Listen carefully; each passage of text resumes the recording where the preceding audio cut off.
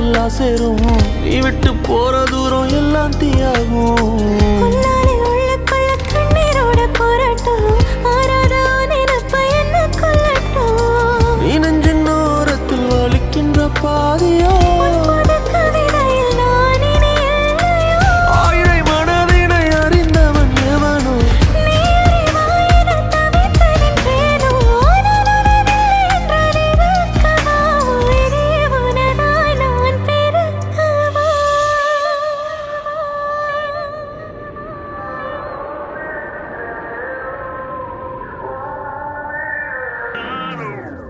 உன் கண்ணோரம் விழுந்த